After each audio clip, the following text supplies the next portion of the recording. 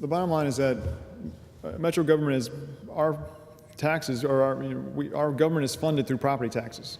So we always have to be on the lookout for projects that are going to increase the tax base. That being said, we also have to be aware that we can't be a giveaway to private industries. It has to be a balance between seeking the goals of growing our tax base, as well as making those projects feasible. I think that at the same time, I think there may be sometimes a little bit too much focus on these large projects. There are plenty of opportunities for infill development in our city that would also grow our tax base without the need of these very large projects. I think those are the areas that we maybe, I think, lack a little bit in Nashville in terms of right now. If I was to be elected councilman as your next councilman, I would seek ways to facilitate that infill development and using the tax increment financing that's used for these larger projects for ways to bring infill development to East Nashville and other parts of the city. But bottom line is I do think that we have to find ways to grow our tax base and look for projects that will, our natural economy is based on tourism and to some extent healthcare. The two biggest projects lately, obviously the convention center. I think long term we'll find that to be a success. We now have to make it a success because our finances rely on that. Another project that's coming up that I think will be a great benefit to our economy would be the Medical Mart, which builds on our natural strengths as a healthcare center. Thanks.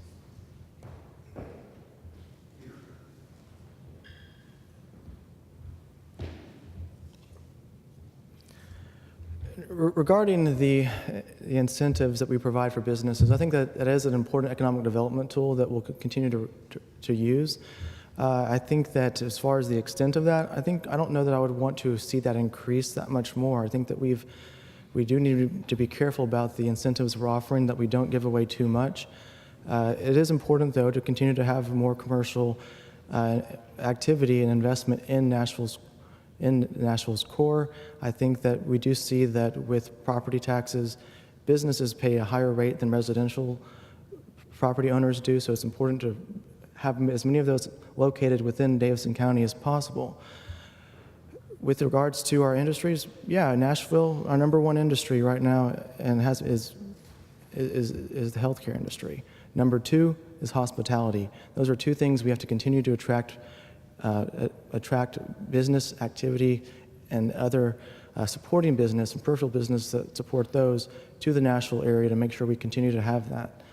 So short answer is yes, I'd want to see it continue to happen. We need to find creative ways to make sure that we're doing it in the manner that makes the most sense for us.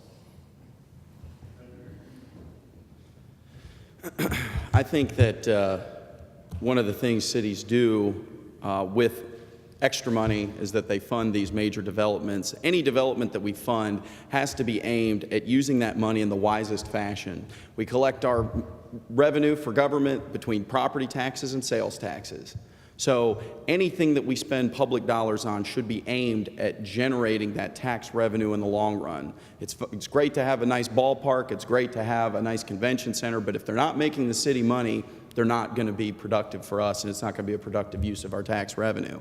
I certainly hope that our convention center leads to a great deal of tax revenue and it's a cash cow for years to come. I think that we're all going to now sit back in judgment of that. In terms of Maytown, absolutely not. Right now, Maytown would be a horrible idea for Nashville.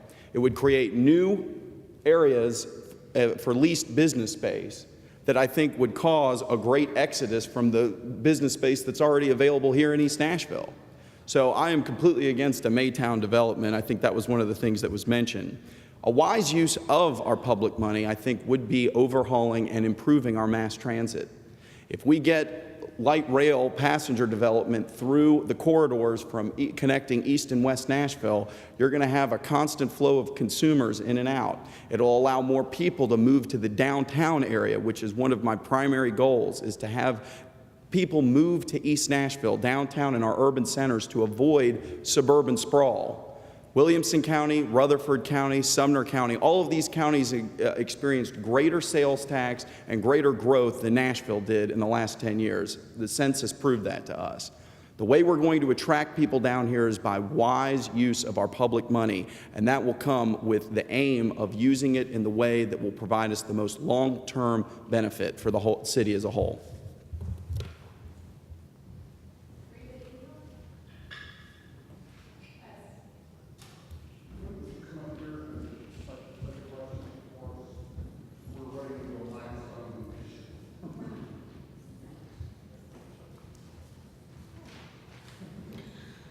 If elected, what would you like to see change in East Nashville?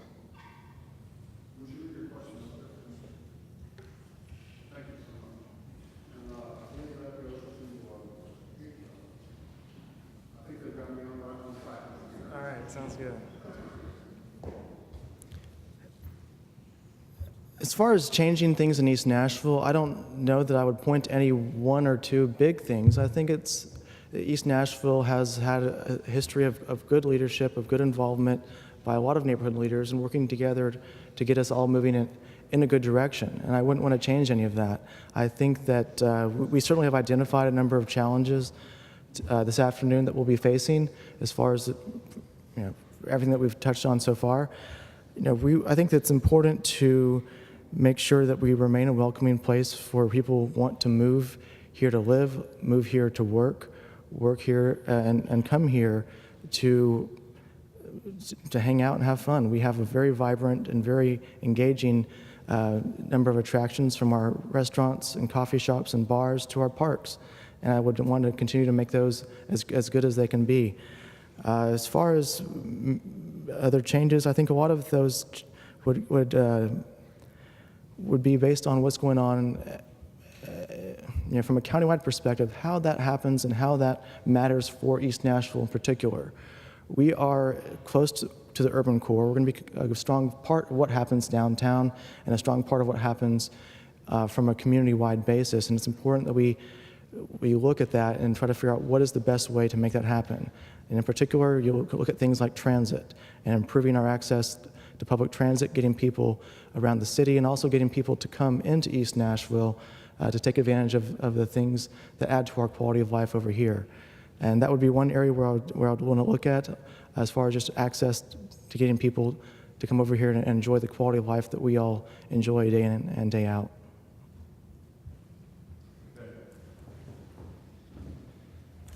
The one thing I'd like to change, and again, I would echo Peter's observation, we have had excellent leadership, and I think that East Nashville is going in the right direction. That's one of the reasons why I'm running, is I want to continue that momentum.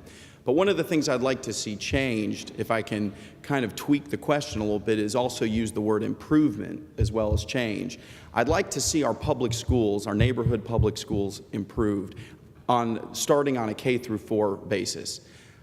As we look at East Nashville as a whole, we have areas where we have excellent schools. Lockland Elementary School, everybody wants to go there. It's an example of not just how an elementary school should operate in East Nashville, but as our state and our country as a whole.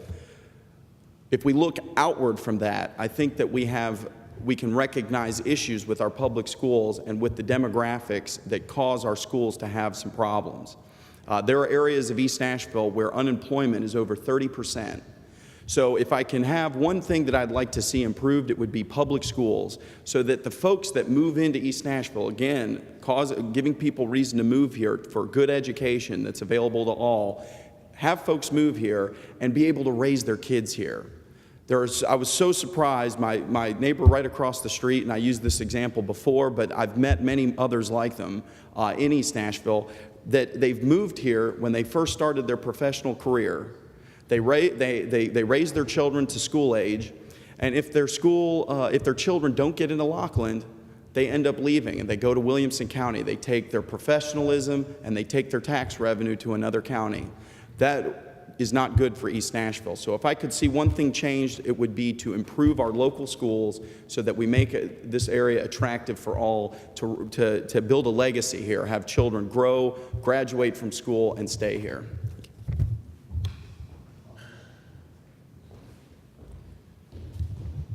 I think I'd really like to see two things change in East Nashville. One, I'd like to see Main Street improved and Gallatin Pike improved. Main Street is the gateway from downtown into our neighborhood. Right now, it's, you know, it needs improvement. There's a lot of vacant buildings on that stretch. That stretch of road can be a great opening and welcoming gateway to our neighborhood. Also, Gallatin Pike. Again, we've talked about the SP before. I think we all want to see better options, perhaps for grocery shopping, for a whole manner of new and improved businesses along Gallatin Pike.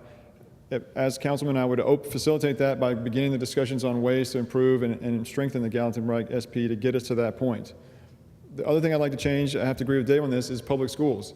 So many times you hear about people that come to the neighborhood, they move here, they love everything about the neighborhood, from the sidewalks, walkability, to the corner stores, to the commercial corners, the bars and restaurants which we can walk to. Again, when it comes time to raise their children, if they don't get into Laughlin Design, it's a tough choice. Do they send their kids to private schools, or do they try to brave the current public schools now, or do they leave? That sort of that turnover of young, energetic people who are committed to the neighborhood, who take care of their homes, creates an instability in the neighborhood that I'd like to see improved and changed. You know, I'd like to see the idea that our schools go from, they can send their child from elementary school through high school in the same district, in the same area. It creates this bond amongst their peers, and it creates an idea that the whole neighborhood is behind a school and creates stability. And those are the two main things I'd like to see in East Nashville change: Gallatin Pike, Main Street, and public education.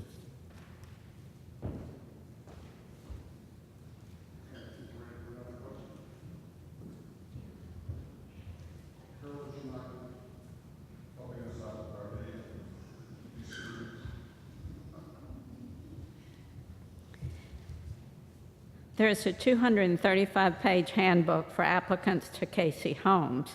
Covered is violence and drugs as it relates to residents.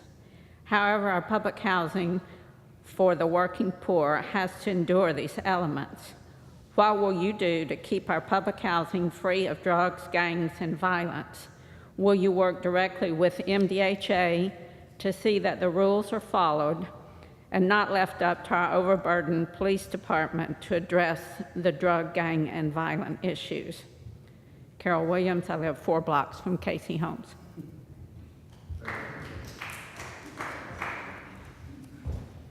I absolutely would work with MDHA, and one of the things that I think is so important about your question, Carol, is to recognize what is at Casey Homes. By and large, the demographic are single mothers that are raising children. The people that are committing the crime at Casey Homes, and this is from East Nashville Precinct, from Bob Nash, from people like Officer Nick McCluskey that work it day in and day out, the folks that are committing the crimes don't live in Casey Homes. They're the boyfriends, they're the associates, there's those folks that come over there to sell their drugs, to commit their crimes, and then they leave. I absolutely would be a partner with MDHA and our police force to make sure that the folks that live at Casey Homes understand that living in public housing is a privilege and not a right. It's something that you have to abide by the rules, or you're going to leave, and you're going to be forced to leave. When I was on my ride-along with Officer McCluskey, we actually were on a foot pursuit with a juvenile through Casey Homes, and he ditched a gun by one of the public housing units. An anonymous tip came in from another person that was living in fear in a house just down the way, saw the guy drop the gun, and said, "I saw him take it right into the house, right over here into this number." The police went ahead and they approached that door because nobody witnessed that gun go into that house, and they couldn't go into the house because they didn't see it happen. But the girlfriend was being pressured, and I watched it with my own eyes, by a boyfriend that was there and wouldn't allow the officers into that home. Well, the officers told her, if you are going to sit here and allow a weapon to be transported in your house, we're going to focus our attention on your property. And we're going to see that if any criminal activity comes about over here, that we're going to evict you from this area. It's a constant problem. It's one that mandates our attention, and it's extremely important to not only historic Edgefield residents, but our whole East Nashville as a whole. Thank you.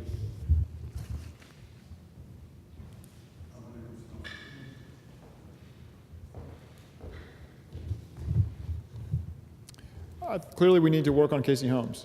I think one thing, obviously, MDHA, we're going to have to rely on them to enforce the rules as written. That's going to be a combination of MDHA personnel as well as the police department letting the MDHA know where there's been violations of the rules. I don't think that's going to get us the whole way there, though. I think we're going to have to rely on groups like the community organizations like Martha O'Brien, other nonprofits that are working with the people that live in Casey Homes.